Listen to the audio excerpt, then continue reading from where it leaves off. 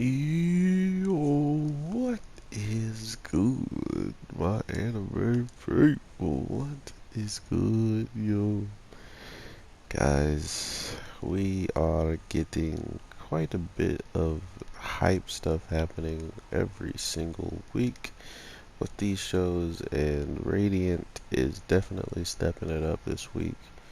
Not only did it step it up, but I think this is one of the fastest training we've gotten for our character, so that was actually pretty surprising in the grand scheme of how things have been playing out recently. With this show usually taking its time to do everything, but now seemingly this is one of the first times we really get a quick, straight to the point, scenes for this show.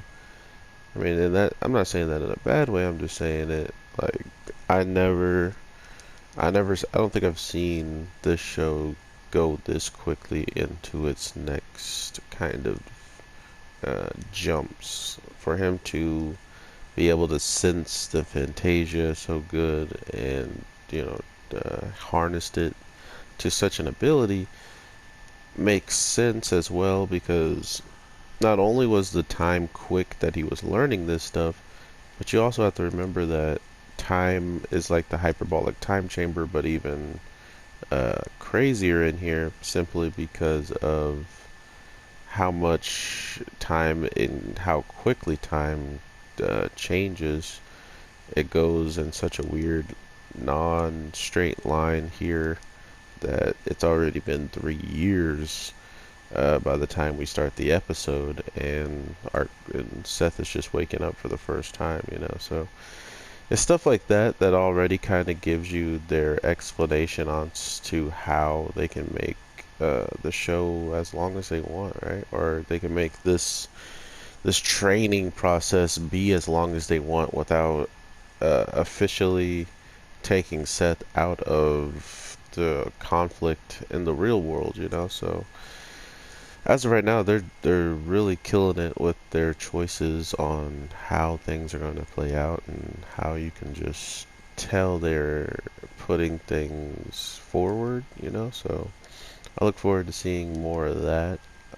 Other than that, though, we only really get to see so much this week's episode, seemingly because, the training and having Seth just wanting to be in a better position to, take care of himself, take care of threats, and be stronger in general. We come to find out that a lot of the people within the community of the castle clearly doesn't know either what's going on, or they do know what's going on and they've been quiet to it for quite some time and have no plans of actually voicing their opinions, seeing how we get some really key informations from the goddess who runs all of this, who's, taking care of the people, or at least the people look up to her.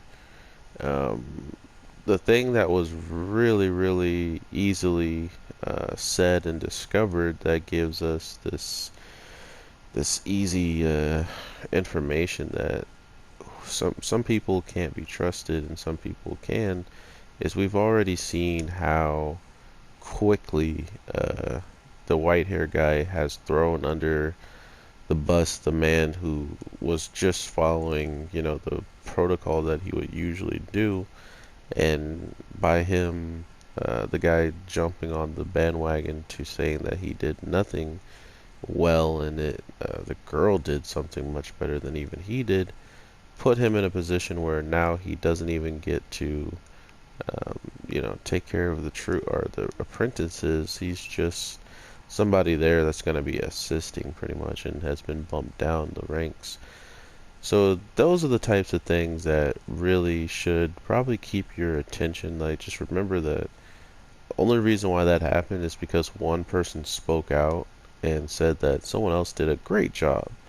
And by default, it just meant that someone else did a worse job, right? So by knowing that that was a possibility, still going through and saying it, it's pretty messed up, in the case of just outright throwing someone under the bus, and including throwing someone under the bus you might have known longer than you've known the person that you did it for, right? So it was really interesting. I did not expect not only for them to do that, but to also take the word of his over the guy who was the leader. So I thought that was pretty interesting. Also, the goddess got relatively interested into the girl after she did what she did. So it wasn't so much in a bad way that she disobeyed orders, but it was mainly because what she did was out of caring for Seth and not knowing what the heck was actually happening with him. And this guy really just went with it, right? Like, he used that opportunity to move forward with whatever plan he already had started when we first saw them, and Seth noticed them.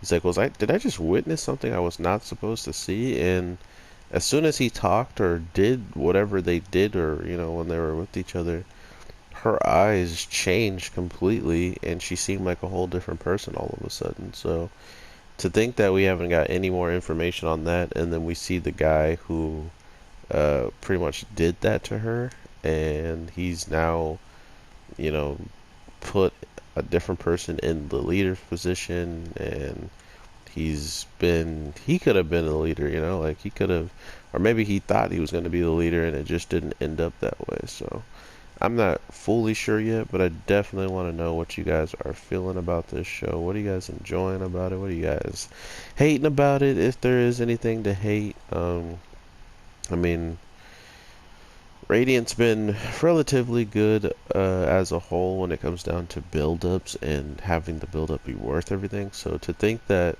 we've heard echoings of whoever must have put this inside of Seth is not helping him, and whatever's inside of him is really dark and dangerous. All these different things uh, has been brought up within the last couple of episodes a couple times.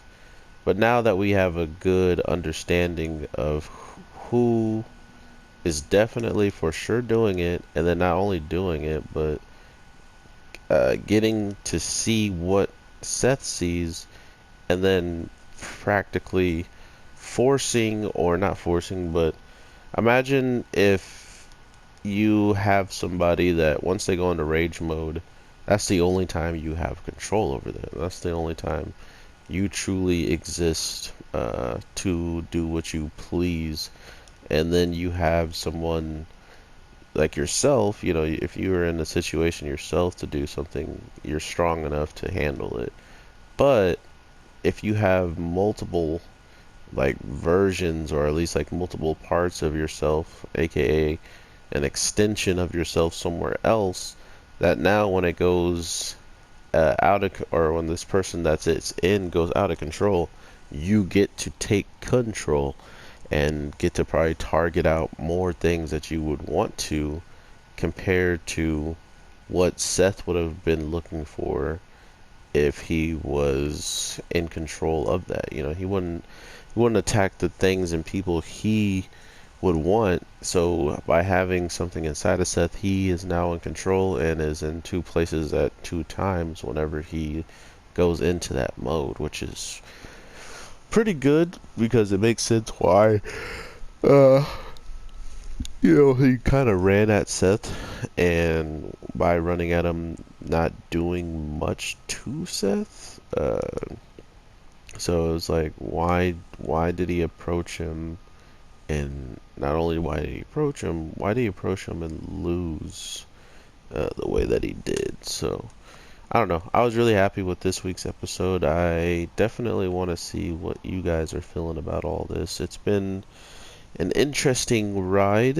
I definitely have a lot of faith that this show is going to at least keep me interested throughout the rest of the story, hopefully. Like, I hope that this build-up's worth it. I hope learning that his brother may be the biggest scum of the earth, and he might be using the Inquisitors as much as he's using Seth. Like, if he has that type of power, I don't think that power is a miracle, unless it is a miracle, and It just looks very dark and ominous. But overall, I want to hear what you guys are thinking about all this. Let me know in the comments down below. I will definitely be talking to you guys in the next one. So with all that being said, take care, have an amazing day, and let's get all these other videos out, shall we?